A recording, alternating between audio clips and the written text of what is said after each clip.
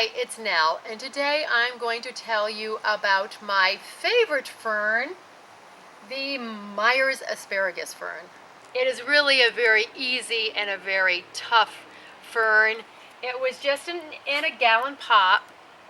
It's been planted for probably 4 or 5 years now, so it has spread quite a bit, but it was a little bit slow to grow. The soil isn't as good in my backyard as it is in the front yard, but it's been fine. It's, tough as can be, as I said. I live in Santa Barbara, California, and they grow along State Street in some sidewalk plantings where people sit on them. They walk over them. It's a really heavily trafficked area, and they're doing okay. They're a little worse for wear, but they're really doing okay. And here on the coast of California, it can take full sun.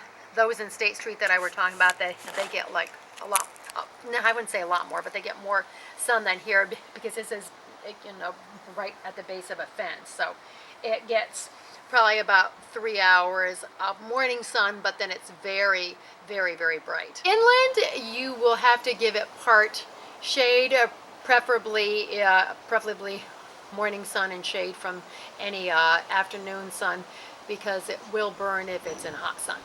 They are this beautiful green.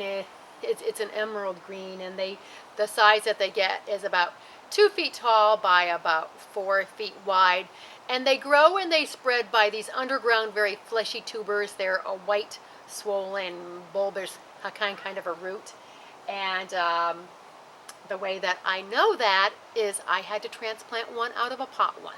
And speaking of pots, they do great in containers.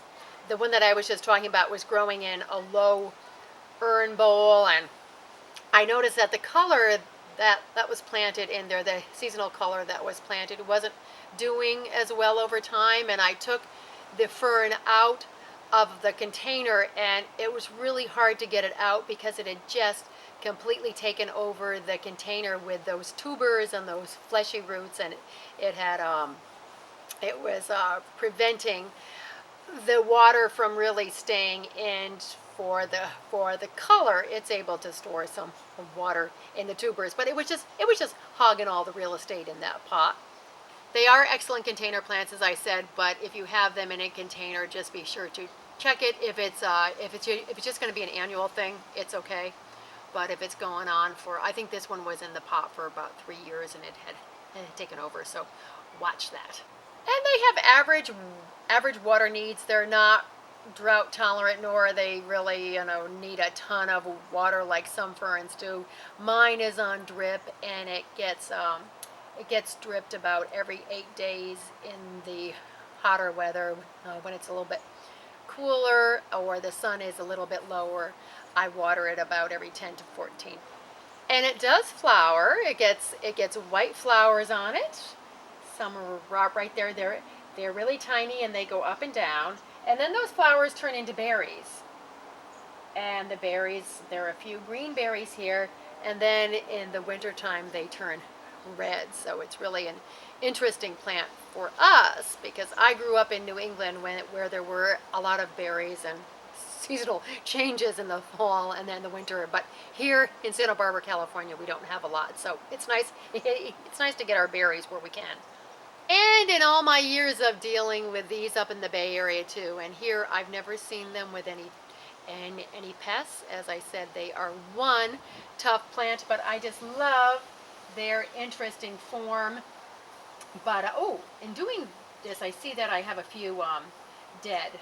There's some dead inside here, so I'm just going to need to prune that out. But they grow so thick, but that's because they grow so thick. Some of the older foliage will crowd out that younger new growth in there, and it turns brown. So that's about all you have to do. And I've also cut these, and I've used them in flower arrangements, and they're really beautiful in flower arrangements. They add a lot of interest to a vase arrangement. But I use it in flower arrangements because it lasts about 3 to 4 weeks. They last, and they're just beautiful, I think. I love their sculptural, spiky, artistic form.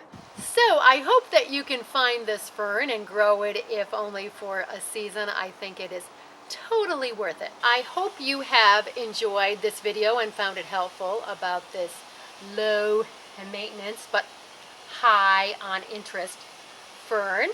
And please subscribe because I have a lot more videos on gardening coming your way.